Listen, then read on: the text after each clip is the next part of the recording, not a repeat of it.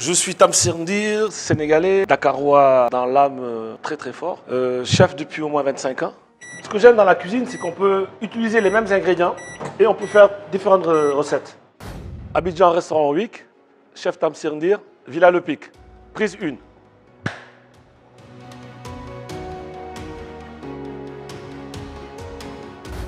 Alors cette aventure est assez drôle, comment je me suis retrouvé ici.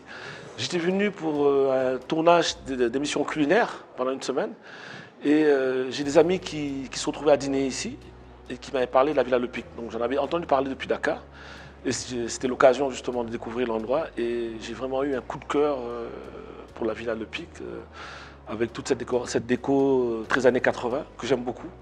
Ce havre de paix aussi. Et donc j'ai eu la chance de rencontrer le propriétaire de la villa et voilà, ça s'est organisé autour d'un déjeuner en échangeant et voilà, me voilà ici à la villa. Alors ici c'est la maison du gouverneur, by Chef Tamsir. C'est le restaurant qui se trouve dans la villa Le Pic, qui est ouvert tous les jours, de lundi à lundi, de midi à 22 h. Et voilà, le challenge était vraiment de lui créer une identité qui allait vraiment avec l'univers de la maison. Et depuis bientôt un an, c'est ce que je fais en travaillant justement les produits locaux de la Côte d'Ivoire, d'Afrique de l'Ouest aussi. Ben, sa particularité déjà la déco du restaurant déjà. Et puis on reste vraiment dans une thématique des années 80, même dans la vaisselle qu'on va retrouver, les verres. Et dans la cuisine que j'ai voulu apporter justement, j'ai voulu retrouver justement cette ambiance-là des années 80, mais en travaillant nos produits. Bon, c'est tout simplement une afrofusion, hein, c'est une afrofusion. J'ai mes bases de la cuisine française que j'ai apprises.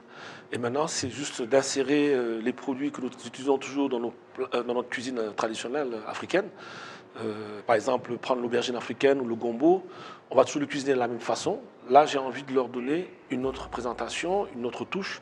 Et voilà, c'est juste ça. Au moins, les gens ne sont pas perdus, ils s'y retrouvent, mais ils comprennent bien qu'on peut faire les déclinaisons justement avec ce produit-là. Pour la villa, d'abord, je suis parti sur une carte très très simple. Déjà, ils avaient une carte ici, donc je suis parti de cette carte-là, que nous avons améliorée avec l'équipe en cuisine, et en y insérant justement les produits locaux. Et à partir de là, une fois que c'était bien maîtrisé par l'équipe, depuis le mois d'octobre, on a mis en place le Business Lunch Club, donc tous les midis, à partir de midi jusqu'à 16 h, une formule à 20 000 francs CFA, entrée, plat, dessert. Et ce qui permet du lundi au vendredi aux gens de découvrir, de manger différemment des plats selon leur envie, à un tarif quand même assez intéressant. Et en plus, tous les vendredis, en bon sénégalais, j'ai mis en place le tchéboudienne, parce que je sais qu'en Côte d'Ivoire, les gens aiment beaucoup le tchéboudienne. Donc un vendredi, c'est le tchéboudienne rouge avec la sauce ndiaga, et le vendredi d'après, ben, c'est le blanc, le tchéboudienne blanc. Et c'est très très apprécié par les clients de l'hôtel et aussi par nos clients extérieurs. Je voulais rester dans cette ambiance boutique-hôtel, parce qu'on est dans une boutique-hôtel. Quand on regarde un peu les boutiques-hôtels de manière générale, c'est une cuisine vraiment fait maison, très authentique. Et c'est ce qui m'a beaucoup parlé. Et puis c'est quand même assez international dans la clientèle que nous avons, des gens de l'Europe, des gens d'Afrique, des gens d'Amérique. Donc on va parler anglais, de temps en temps on va entendre des Italiens, on va entendre des Espagnols, des Allemands, donc c'est plus le continent aussi. Donc il fallait réussir à quand même toucher tout le monde. Et je pense que voilà, en travaillant ces produits-là, en proposant aussi aux étrangers les plats de la Côte d'Ivoire et d'autres pays d'Afrique de l'Ouest aussi, parce que pour eux c'est quand même une découverte. Et aussi ce côté international où on va aller sur des plats qui sont connus un peu plus partout mondialement, mais en y insérant des éléments du continent. Je prends par exemple un exemple comme ça sur la carte, les gnocchis, qui est quand même un plat italien à la base, mais qui sont faits avec la pomme de terre. Ben ici, on va travailler ça avec les plantains, ou bien on va travailler ça avec la patate douce, et on utilise la farine de manioc. Donc on reste toujours dans notre base locale, mais avec cette technique-là acquise à l'étranger durant ma formation. Et voilà, ce qui fait que ça garde son authenticité et en même temps, c'est une créativité vraiment assez originale.